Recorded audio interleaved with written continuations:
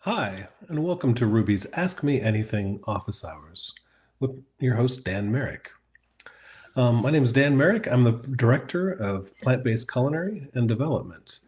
And these hours are actually made so you can ask our chefs and our instructors any questions you have about food-related questions. They can be things that are from the class, things that are outside the class, or just general questions about food. A little bit of housekeeping before we start. You'll actually see on your screen for Ruby that you can ask questions. On the right side of the screen, you'll see a text box. Just type your question into the text box and hit the icon that says add. Once you do that, it'll be moderated by our team and posted on the board. Once they're on the side there, you can also vote up a question by hitting the heart icon. And the more questions that have the more heart icons, the higher the question will go on the queue. We typically try to get through all of our questions in each day, and I typically try to answer them completely honestly, especially from my viewpoints. Because I'm a director of plant-based culinary, I typically focus on more plant-based items than outside of that spectrum, just because that's not my expertise. But if we don't know the answer to a question, we'll gladly get back to you and send you emails to be able to help out as well. With that being said, let's get started into our Ask Me Anything office hours, and we'll start out with a couple questions. Our first question actually comes from Phoenix. This decade, I will begin a chain of independent schools. Nutrition and our midday meal hour will be an important part of our curriculum. Do you have any suggestions for must-reads? This is actually fantastic because I actually have a big history in school food. I used to work for Whole Kids Foundation, where I helped train food service professionals to be able to go back to scratch cooking from more processed food. So it's something that I really take dearly, and is a passion of mine for certain. If you're looking for reads, there are a lot of different books out there. One of my favorites is probably The Labor of Lunch. And that's by, I think it's Jennifer Gardner. We'll put a link up for that as well too. So that's probably one of the best reads that I would say for it. But quite honestly, there are a lot of other things that I would do besides just reading books to be able to start into that. Now, depending on the type of independent schools you're going to be doing, if they're going to be something, that's following more traditional curriculum, or if they're going to be a Montessori program or something like that, it really depends on the style that you want to do. So there are a lot of big players out there in school food, and that might be where you want to get a start talking about that. There are some great theories about kids serving themselves, so doing like a family style lunches. In fact, the Edible Schoolyard experimented with that quite a bit, having basically carts that the kids could roll out, and they would have larger dishes, filled up to be able to have the portions that the kids all needed for them, and they had a proper scoop. So when they scooped out the portion, it would be the exact portion that they had to meet according to the USDA guidelines. And it really, created a sense of community in those. And that's a very kind of Montessori style, but it was used in a public school setting as well. Something else you might want to look at is the School Nutrition Association. The School Nutrition Association has a lot of information on there. It's actually probably the leading source for food service in the United States, at least. And there's a lot of information that you can actually get by either being a member or going to one of their many conferences around the country. I used to go to these very regularly. I was a speaker at many of them as well, just talking about going back to scratch cooking as well. But they have a lot of literature. They have tons of meetings. They have lots of connections to be able to meet as well. Now, there are also some other fun players out there in the field too. So Daniel Gusti, who used to be one of the Michelin-starred chefs at Noma in Copenhagen, has a school food program called Brigade. That's a pretty cool one where he's basically trying to bring higher end food and less processed food to schools as well. But you also might want to check out things like the Chef Ann Foundation, Whole Kids Foundation. There are some great organizations out there around school food and some kind of markers to be able to get you on your start. So reading is great, but really talking to the people that are the experts in the field is probably the best way to be able to start looking at nutrition and looking at that midday meal program. There are a lot of ways you can work education into that too, from school gardens to actually doing some cooking experiments in classrooms too. So I hope that helps out, Phoenix. All right. So also from Phoenix, loving the chicken and mushroom sauce recipe. However, my sauce broke, which to me means it's not creamy with some curdling in the cream. Is that because I substituted half and half, or because I need to practice my technique? Thank you. So that's actually could be a couple different things. Basically, the reason a sauce is breaking is the emulsification is breaking down. So your fat is separating from your liquid. So if you're using something, like eggs are a typical emulsifier, and something like a hollandaise, and if that, you're whisking an oil or butter into the sauce, kind of the same way if you would in a vegan one, you're basically, whisking that fat into the liquid to be able to get it to emulsify. Now, if you add that fat too quickly into that liquid, it could actually break as well. Now, you could also get it too hot. So at high temperatures, sometimes sauces will break apart as well. So you want to keep, the sauce a little bit, especially if you're doing an egg, and since you're doing the chicken one, I'm guessing you're doing, eggs in that. But it's about 180 degrees is where eggs start to coagulate. So you want to try to keep it below boiling for certain.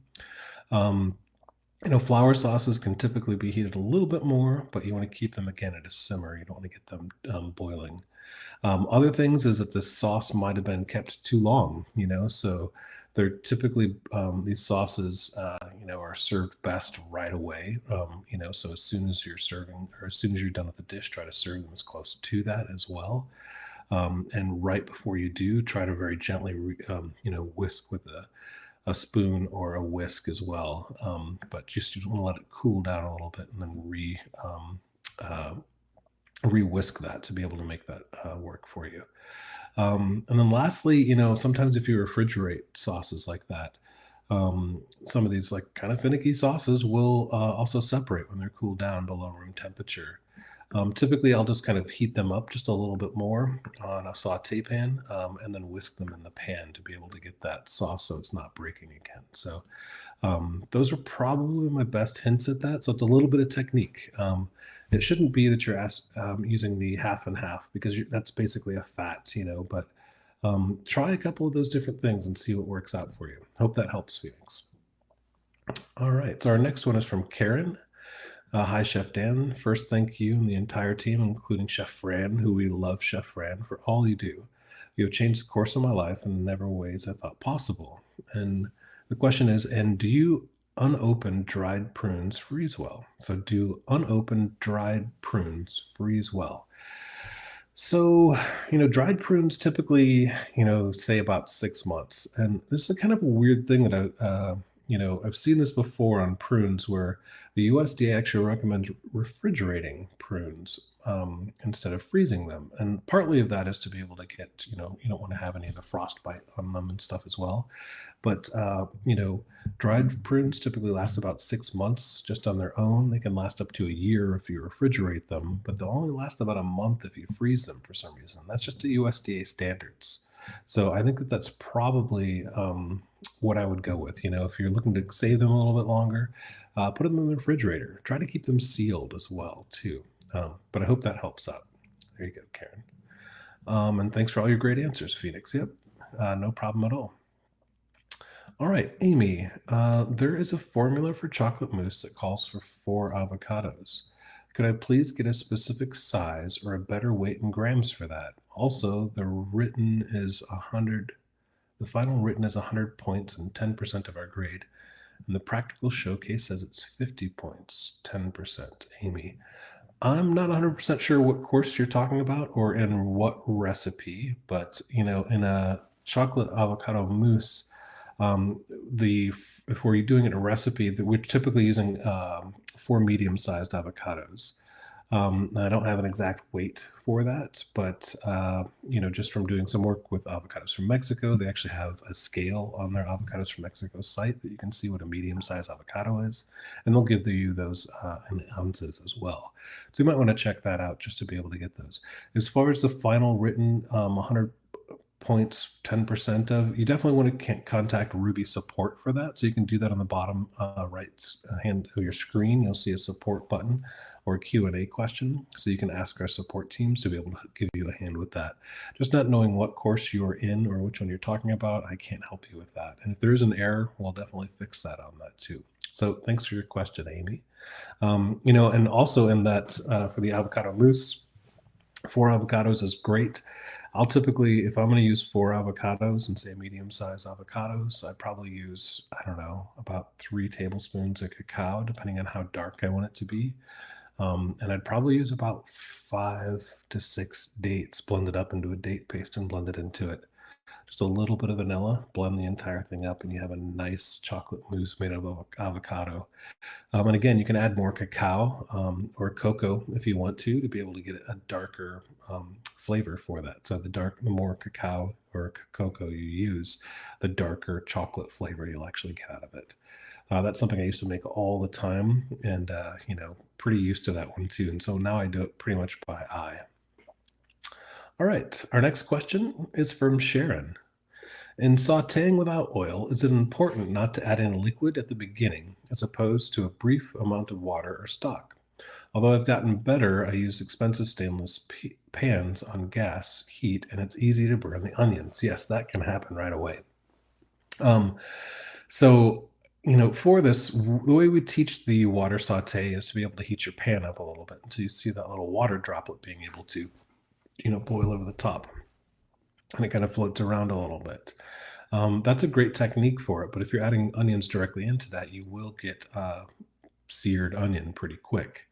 So what I'd like to do is put it over a medium heat. And right when I get to that point where I get a little bit of that water in there, I might put a little bit more until it evaporates, and it helps cool the pan down just a little bit. Then I'll put my onions into it until it starts to release the natural sugars off of the onion. Now, you can move the onions around in the pan while this is happening so they don't actually darken on the bottom. In fact, I recommend it.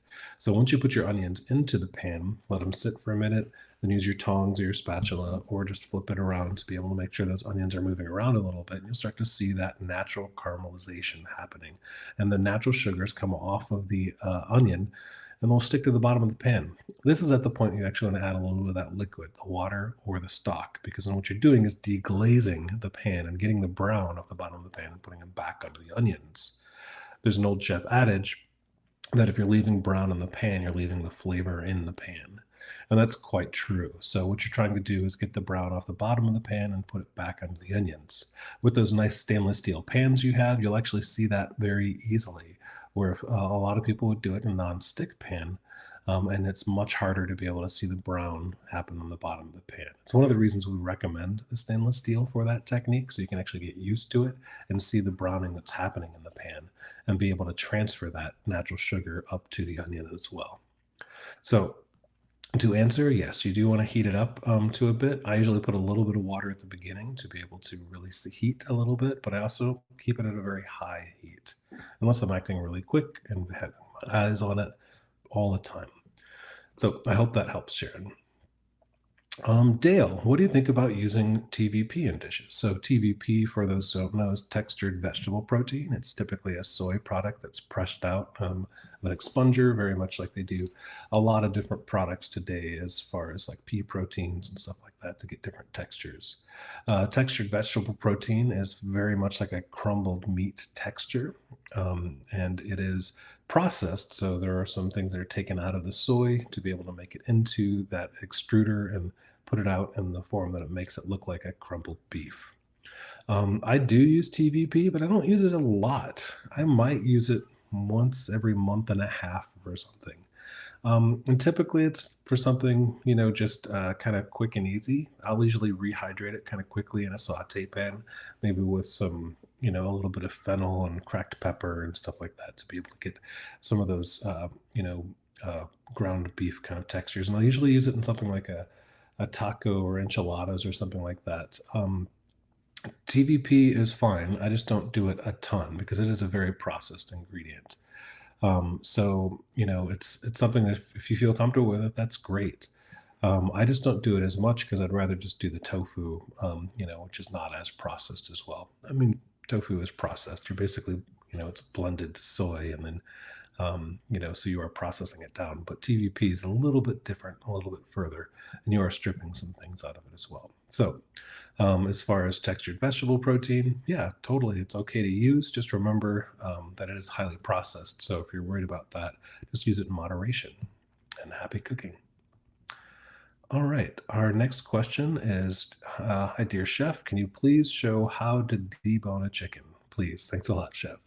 So Indrit, I won't show you how to debone a chicken, specifically because I'm not doing any knife skills right now, but I'm also plant-based. So I actually couldn't tell you the first thing about deboning a chicken, but we do have a video on it in Ruby. So Richard will put in a link there too of the Ruby deboning a chicken. But you can also, if you actually, I worked with Jacques Pepin to create his class on Ruby.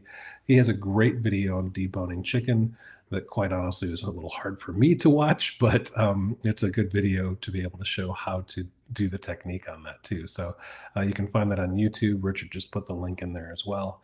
Or you can look at the one for butchering a whole chicken that Patrick just put up, and that's on Ruby. So 2 different techniques to be able to do it, butchering a whole chicken on Ruby, and the one from Jacques Pepin on chicken deboning as well. A little bit different techniques because Jacques does do it a little bit differently. It's odd that I know that, but it's just from watching these videos. So yeah, I hope that helps. Both those videos should get you exactly what you're looking for. All right. Our next question is from Deborah. As I reset my pantry, are the items going to last well enough in properly closed mason jars, lids with rubber seals, versus leaving them in their original manufacturer's zip-closed plastic pouch? Or are they better in their original package? Spoilage concern. So this is something that I do all the time. Now, the way I typically keep my pantry items is in something like that. I will actually either use a mason jar or I'll use the OXO, seal lids on the top there and put pantry items in those. But I won't do it when I get right from the grocery store. What I'll actually do is keep it in the package that it came in from the grocery store until I open it. And then once I open it, then I pour it into one of those other containers.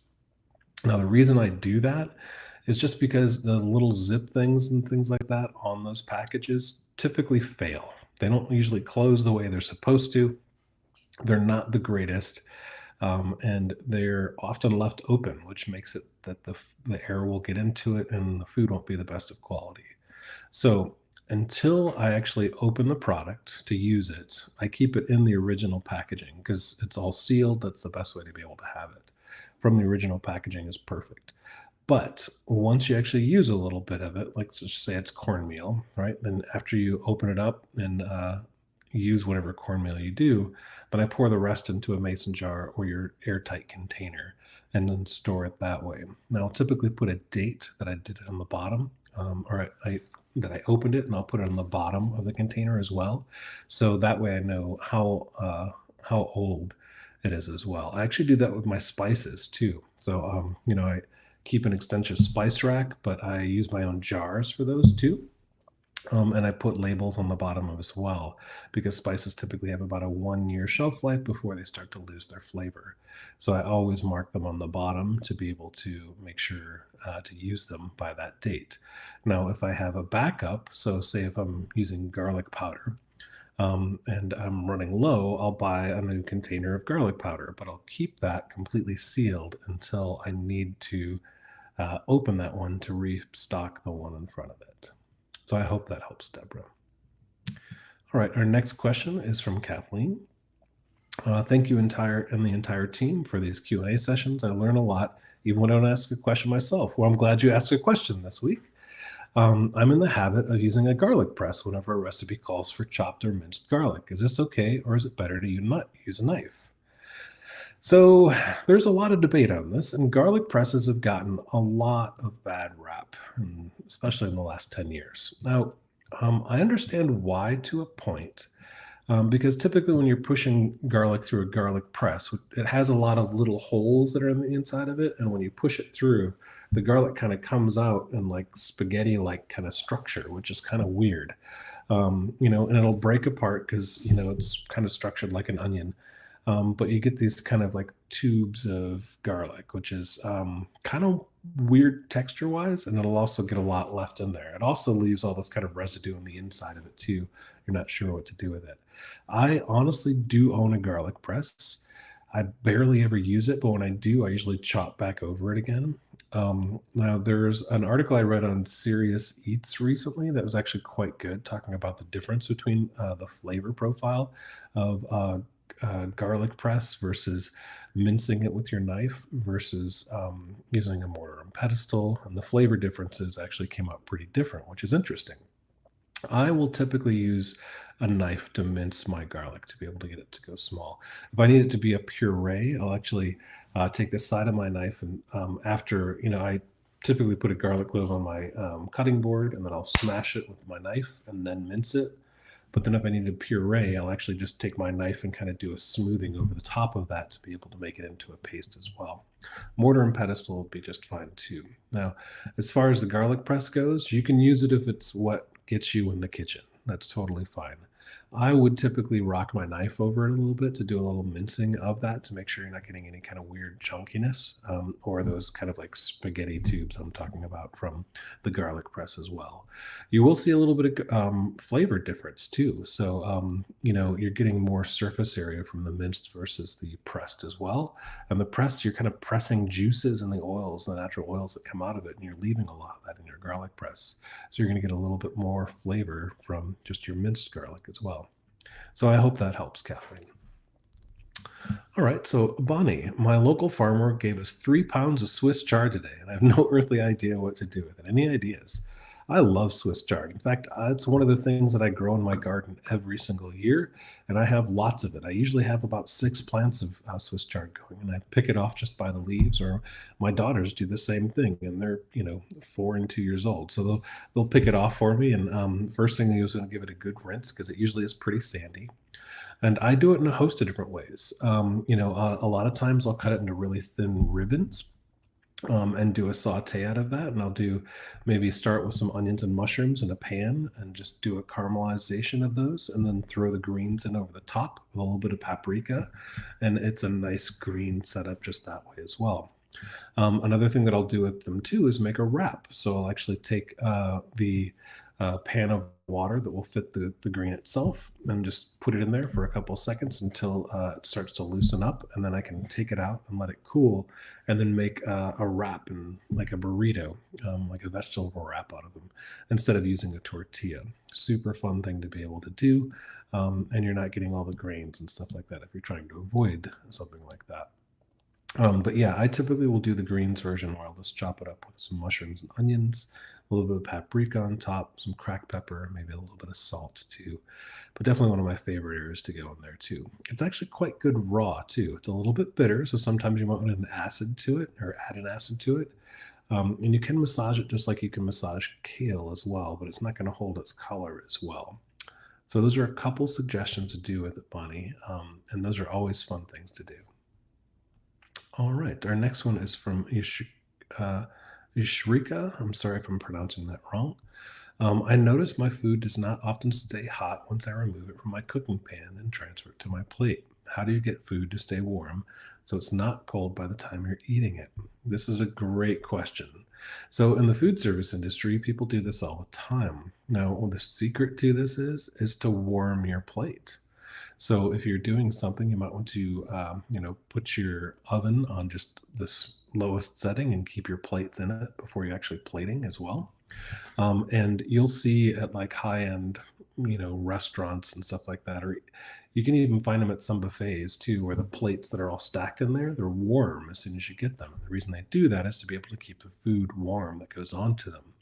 Because if you're taking a plate out that's at 72, 75 degrees room temperature, depending on where you are, where the air conditioning is, or if there is air conditioning, um, the food that's coming out of the pan is quite hot. But if you put it onto a plate that's at that temperature, it's going to start cooling it directly and immediately because all the surface area on the plate is touching the food.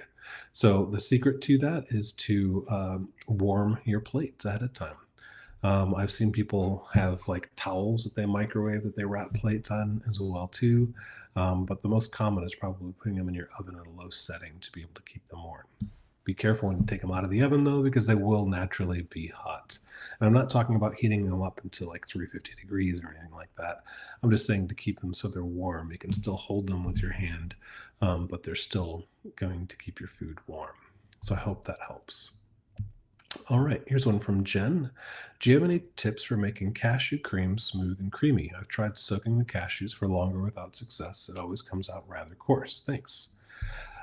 Yeah, so this is actually something that I have a lot of experience in making cashew cream. So you can soak them longer, but typically, first thing you want to dump off the water that you're using in those too. But uh, the secret with this is to have a high-powered blender.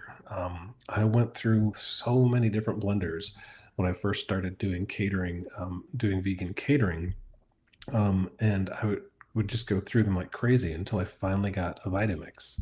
Now, it doesn't have to be a Vitamix. I'm not saying you have to go buy a Vitamix, but that made the biggest difference for me. Soaking them for at least 24 hours, dumping out the water, and putting them into the blender with your vinegar, your lemon juice, and a little bit of water, and then blend it very slowly, and then keep working your way up until you see the tornado in the center of the blender.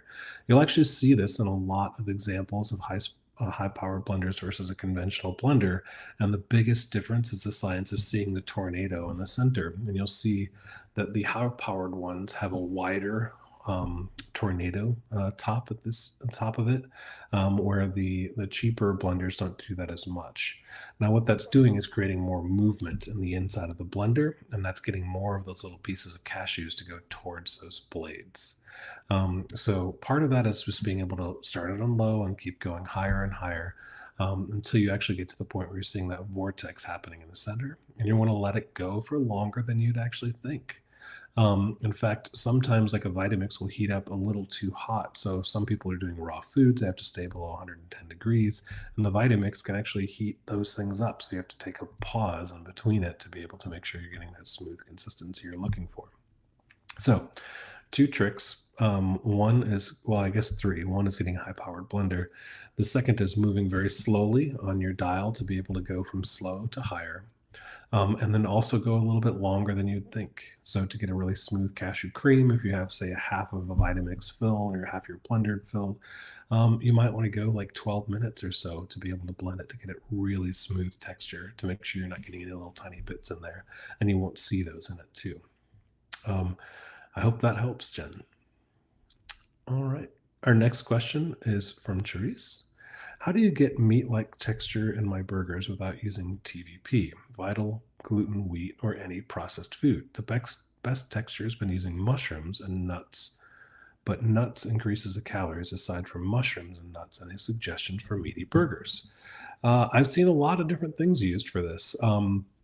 Jackfruit is becoming quite popular nowadays and easier to be able to find. Now, jackfruits are typically these huge fruits about this big, a little harder to find in that full form, but you are able to find them in a lot of like packets and things like that. You can also find them in cans. So you can do a nice meaty burger out of that. You just need to find what binder you want to be able to use. You could use something like a breadcrumb and maybe an aquafaba or something like that to be able to use as your binder, to be able to use jackfruit. I love that the mushroom aspect is, you're already thinking about that because that's adding a certain umami flavor to it, which is giving that meaty kind of flavor, which a lot of people like in the burger. Um, but then, my favorite veggie burgers are ones that actually don't taste anything like meat at all. They're a blend of all kinds of different vegetables. So I might find broccoli or red pepper in it or peas. And I've even seen, flavored ones that I've really liked too. If there's maybe a curry or paprika or something into it as well too. And then you can put a host of other things into it. You can even use like a mashed potato as your binder.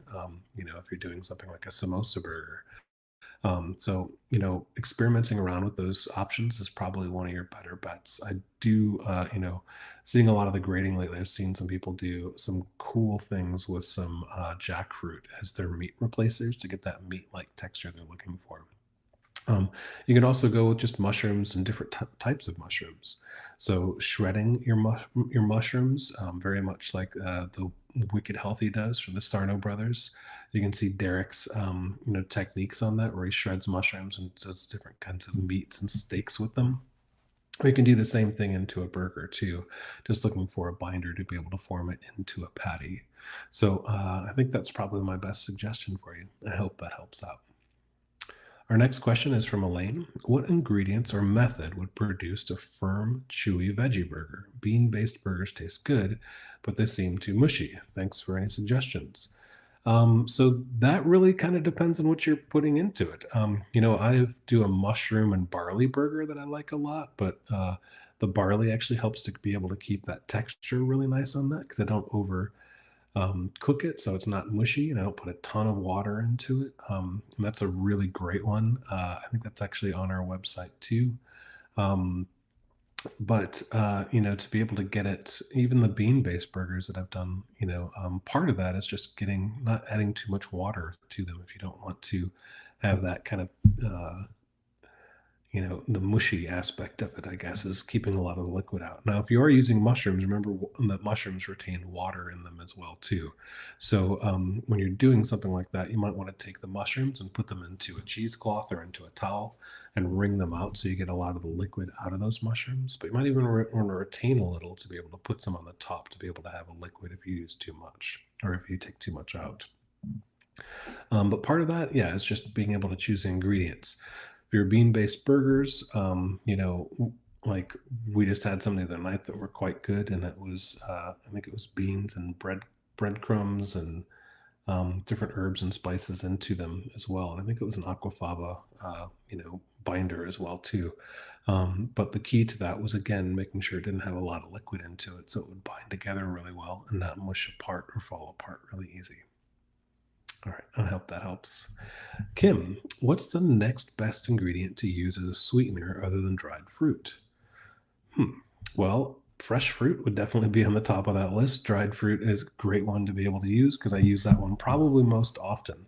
Now, this also depends if you're following a whole food plant based diet. Now, if you're not, that definitely opens up a lot more categories for you to be able to go into.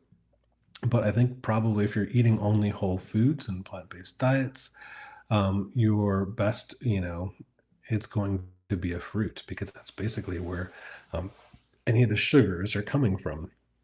Now, if you're, taking that beyond that, I would actually use agave as kind of my go-to as far as adding sweet to things. If it's not dried fruit, if you're not vegan, honey is definitely an option. But most people who are doing, that kind of a diet aren't doing honey as well. But yeah, so dried fruit, fresh fruit, definitely the best places to be able to start in those. There are a lot of other products out there that are derived from, fruits and fruits as well. Some from vegetables, but they're typically pretty processed as well. So at that point, you can actually use a granular sugar. I always go for organic granular sugar to make sure that's always vegan as well, so it's not been processed with bone meal.